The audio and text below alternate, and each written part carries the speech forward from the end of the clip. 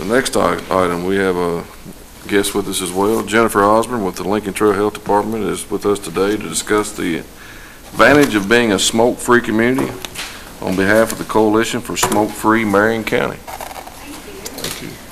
I forgot what I'm supposed to talk about now because I was too busy listening to all this. Excuse me, I'm going to pull over what I'm supposed to talk about. Thank you. As Judge Darty said, I do work with Lincoln Trail District's Health Department as health strategist and harm reduction specialist. And here in Marion County, I do also get to serve Nelson and Washington counties as well. But I call Marion County home because this is where I'm at most of the time, and it is my home. I was born and raised here in Marion County, and I'm choosing to raise my family here in Marion County. And I feel blessed that I get to do those things. As part of my job with the health department, though, you all know public health is all about prevention and population health.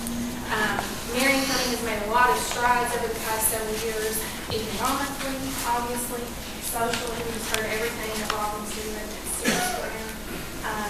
but we lag behind some of our neighbors in one specific area, and that is in the area of smoke-free policy. I did include a map in the handouts that I gave you all of Kentucky that shows which communities have a smoke-free policy. Those around us include Campbellsville, Danville, Bardstown, Elizabethtown, and Hardin County. They all have smoke-free policies. And I would like to, I guess, just start educating the fiscal court about what a smoke-free policy means. Because I think that term in general is a little bit confusing, and it requires a little bit of explanation.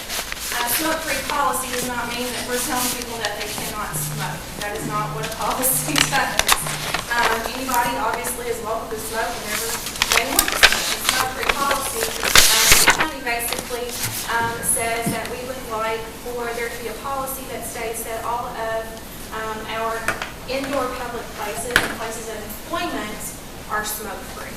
Basically asking those that are patronizing these businesses to walk outside to smoke a cigarette if they choose to do so, instead of doing it inside where others are going to be exposed to it. The reason for that is because secondhand smoke actually kills about 50,000 people in the United States every year. And that boggles my mind a little bit because I think that's 50,000 people that never chose to pick up a cigarette that are dying because they have had to be exposed to someone else's cigarettes. So 50,000 people in the United States every year dying from a smoking-related illness when they never smoked a cigarette. Some other health facts about secondhand smoke. Obviously, it can cause pretty much all of the same issues that first-hand smoke causes. So you're looking at things like heart disease, lung cancer, stroke. It is responsible, or it can lead to sudden infant death syndrome in infants. It also can lead to breast cancer and premenopausal women. And communities that have enacted smoke-free policies, UK did a study not long ago that showed that those communities that have smoke-free policies in place are showing a lower incidence of lung cancer rates in those communities. And if you think about, there's not a lot of places locally where smoking is still allowed indoors. But if there is a place where someone's having to work a 6 or 8 hour shift in a smoky environment, that's the equivalent of smoking a pack of cigarettes. If they're exposed to that for a 6 to 8 hour shift while at work, it's the same thing as them smoking a pack of cigarettes. And that's really not fair. And even if you're not exposed for that long of a time, 5 minutes of secondhand smoke exposure makes it harder for your heart to pump blood. That over time, if you're exposed to little bits here and there, that's going to cause problems health-wise. I know you all are business and economic people, so let me talk numbers for just a minute too. Smoke-free workplaces, they save money, plain and simple. They have decreased housekeeping and maintenance costs. It's not affecting the paint on the walls. It's not not affecting the upholstery on seating. It's not affecting their ventilation system. So it should have a positive impact on businesses if they go smoke-free. It also means that there are no added healthcare costs for non-smokers that are their employees. You all know you pay higher insurance rates if you're a smoker or if you have employees that are smokers. There's also studies that show there is an increased number of people who quit smoking when smoke-free policies are put into place. It's not what we're asking people to do, but it's a nice side effect of what happens. 92% of Kentucky Chamber of Commerce members support smoke-free laws. When we talk about the tax burden of healthcare costs in Kentucky, about $2 billion in healthcare costs in Kentucky are associated with smoking-related illnesses. That's huge. And I like to kind of dial it down a little bit because when you look at the tax burden on a family, a household, about $1,200 of a household's tax money goes to take care of healthcare costs for smoking-related illnesses in the state of Kentucky. $1,200 per household. That's a lot. That is a lot of tax money that can be put somewhere else and used for other things. A recent J.D. Power and Associates study showed that 87% of tourists prefer a smoke-free hospitality environment. And we beg people to come to the heart of Kentucky, right? But what are we doing for their heart while they're here? We're providing a smoking environment for them. That's what we're doing. Research also shows that smoke-free policies do not hurt business. They don't. And if you want a local example, go to Cedar Ridge. Jenny Turpin-Field just did a commercial with us with Channel 6. And basically said it's not hurt their business at all when they went smoke-free. So it does not hurt businesses. The benefits, it ensures that everybody in the community gets to work in an environment that's smoke-free. And those good side effects, it reduces people that,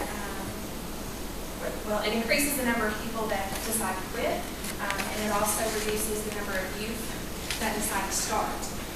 Because it sets an example. It creates an environment where smoking is not the norm. When we don't see people doing it all of the time, then it creates an environment where youth don't start. It creates a level playing field for all businesses. When you have a business that is still allowing people to smoke, then it creates a different kind of playing field for everybody. So it really puts everybody on equal terms whenever you have a county policy that says no one is going to be allowed to have indoor smoking in those public places. The information that I have given you all in your folders, there is a copy of Oldham County's policy. That is one that the Kentucky Center for Smoke-Free Policy has said is a good comprehensive policy, and it does not include a lot of the exemptions. Because when you all know when you start adding all of these exemptions in to policies, they become very weak. And then they also become very difficult to enforce. So Oldham County's is a very good example. I've also included a model policy from Americans for Non-Smokers' Rights. It has a lot of language. It's long. It has a lot of language, but you can kind of pick and choose what you put in there. There are communities across Kentucky that are doing this constantly. Okay, Campbellsville they just strengthened their policy a couple of weeks ago to include e-cigarettes, and that obviously would be something that would be a wonderful thing. You all, I'm sure, have heard about the e-cigarettes and the trend with youth using the e-cigarettes, but policies, a lot of places that enacted them years ago, they're going back and they're adding on the e-cigarette portion to their policy. Perry County, just on Tuesday, enacted a comprehensive smoke-free policy. That's hazard. We can surely step it up and do that for Marion County. I also included a memo in your packet This is comes from a legal consultant with Kentucky Center for Smoke-Free Policy. That just kind of goes over the fact that counties do have the legal authority to impose an ordinance that includes all of the cities in that county. The other things that are in your packet, we have been trying to do a lot of education in Marion County over the past year. We created a coalition for smoke-free Marion County, and we've done a lot of work with Enterprise with Channel 6. We've gone and talked to a lot of groups. Maybe you've seen some of our billboards. You have copies of some of those, and Tony just left that Dr. Davis' billboard's going out in the next couple of weeks. Keep one space on there, but we've got his words, and that says a lot. There's also a handout in your folder that talks about some air quality testing that we did a couple of years ago with Kentucky Center for Smoke-Free Policy. We went into some establishments here in the county where smoking was allowed at the time, and we did some air quality testing, and it showed those places that the air pollution was basically a little bit over 2 times higher than the outdoor standard for air pollution. There's no indoor air quality standard, but it's 2 times higher than the outdoor standard for air pollution. So those are just some things that we've been trying to do, is to educate and kind of get people on our side and to get them to want this for the community. Like I said, there's not a lot of places where you can go in and smoke a cigarette. And I think a lot of times when you go in places now and somebody lights up a cigarette, everybody's just kind of like, what in the world is happening?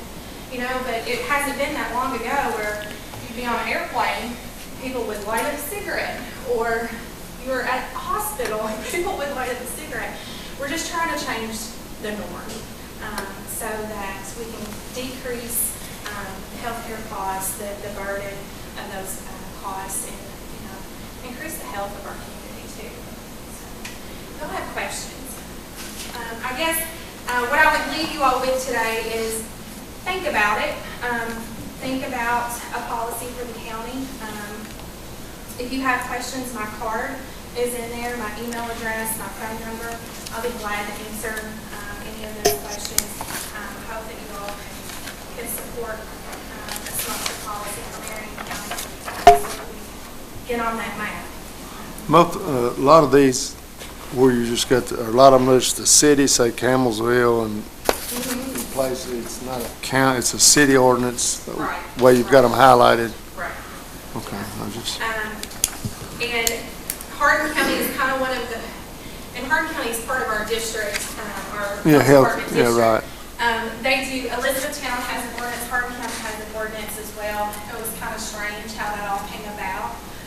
But we are starting to see more counties take it on. Like I said, Perry County just put theirs into place this week. And theirs is very comprehensive. They included some outdoor public places in their ordinance as well. So that's something to consider. Wonder, and because the jail is completely smoke-free, vape-free, and a lot of the jails are still they're doing vaping. I wonder how that affects Hardin County, the third jail.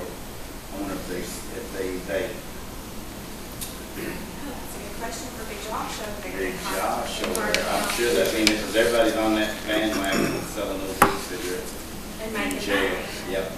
Jennifer, is any other counties or cities having any problems? Like, I mean, what do you do if you get some? Enforcement Yeah, I mean, who do you call? I mean, Right. I talked with Judge Hall, Judge Mike Hall. He was pretty, he worked a lot with Campbellsville whenever they enacted their policy. And I talked with him a little bit about this. And I think since they put their policy in a place, they had one complaint. A lot of it is it's self-enforcing. But you do have to write some type of fine or whatever into the ordinance. And I've even talked with them, Chief Kressig over in Bardstown. They hardly ever get a call or a complaint because most people, they'll see signage on the door and they know. What we would do is if the policy was put into place, we would still continue the education about, hey, Marion County does have a smoke-free policy. I would be glad to work with businesses to get them signage to help support them enforcing that on their own. But, you know, you do have to write a little bit in there about who's going to enforce it and what the fines would be. It's not much. You know, I think Oldham counties may have a $20 fine for a first offense. It is also good to put wording in there about how far from the building. You would want people to smoke. Generally 15 to 25 feet is what's recommended so that, you know, employees are not smoking right out the front door of an establishment, but or patrons for that matter. But it is mostly self-enforcing. And I don't expect for, you know, any agency to be inundated with calls about, you know, people smoking and wherever. I don't think. Right, who do they get to cite these people?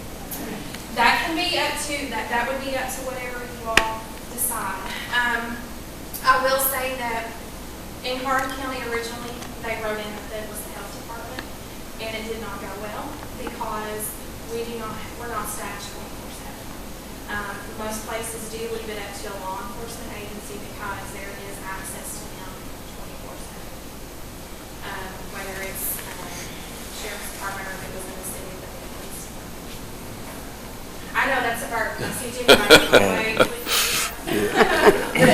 But who, that would be something they would need to see, and, you know, that, I mean.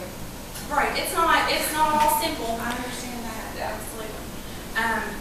But it can be done.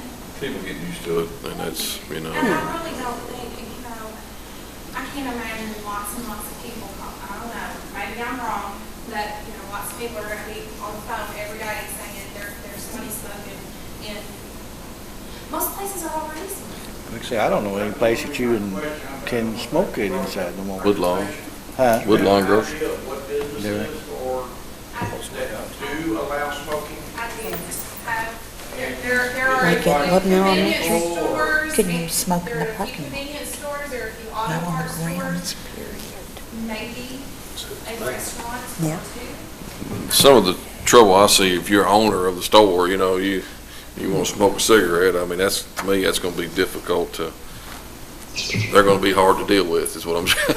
I think, if you own a building, you've been smoking for 30 years and you own a business, you're going to tell me you can't smoke in his own building, which, that's part of the hurdle, you know, you gotta. If you look at, I mean, Missy's went smoke-free back at the beginning of 2018. You know, I watched Facebook posts and I watched comments whenever, you know, when Cedar Blue went smoke-free, when Chasers went smoke-free, when Missy's went smoke-free. I watched the comments to see what people said. And flat-out majority were super positive and really excited. And I saw comments even from some of the owners that, you know, patrons were asking for it. I know several of the owners of different restaurants as well, and a lot of them said it brought in new clientele. It actually increased the people that were coming in because they weren't smoking in there anymore. Right. I mean, you know, Danville, when they pushed for smoke-free policy back in 2008, but their tagline was that it's good for people and it's good for business, because it really is. So, like I said, there's not a lot of places that still allow it. I don't think enforcement, I completely eat my words, but I don't think that enforcement would be a huge issue, maybe other than the owner, and, you know, catch them, I guess. You know, kind of. I understand, I totally think it's something to be considered, but in order to write an ordinance, you have to have an enforcement section, decide that's gonna be and have that in the ordinance. And the model ordinances they all have that included in theirs. So are these depicted in the examples? And I mean, it's clearly great ideas, but you have to have an enforcement section for the ordinance and determine who's going to do that. And that would be something that this group would have to decide. Yeah, it's in number 6, Lisa. That's where the health department was. Yeah. And I mean, it's not saying that anybody is opposed to that. Yeah. I'm just saying because of the time that we are open, it does make a little bit of an issue. And some of the counties where that was, they put the health department and enforcement and all that.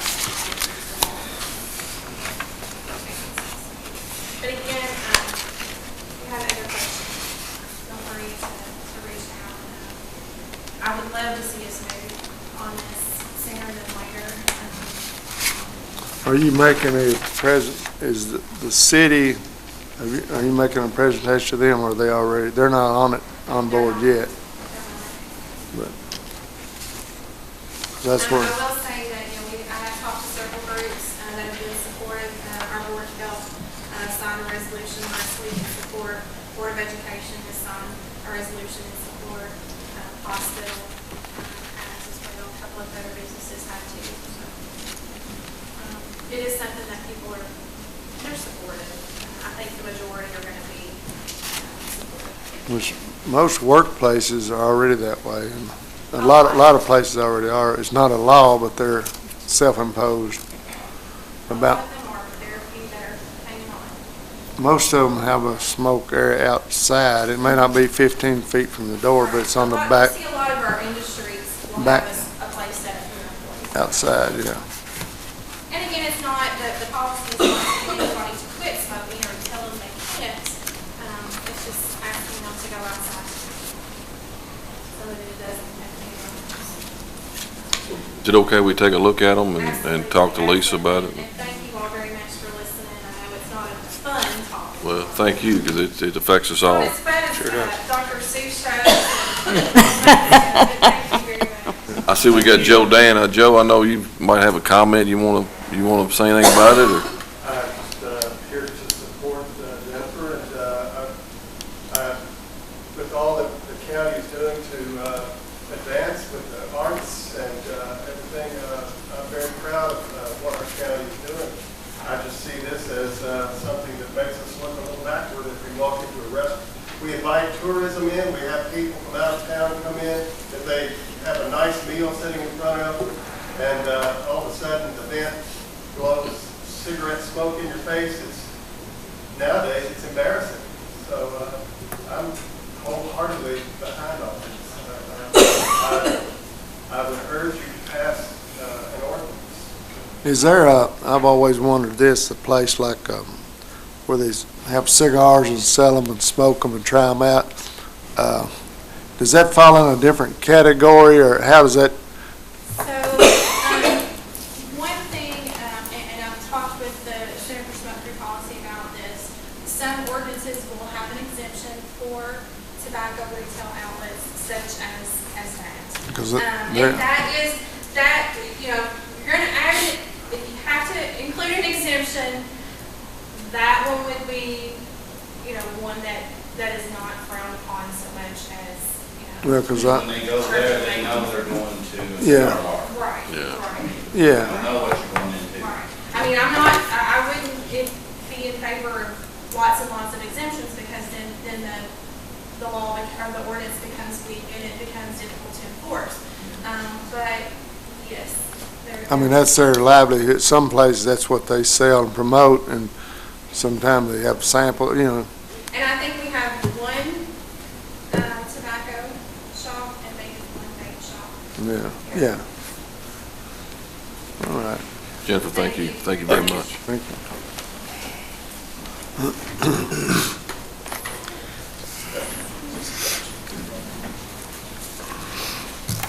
All right, y'all just take those home and look at them. All right. We'll talk about the next meeting.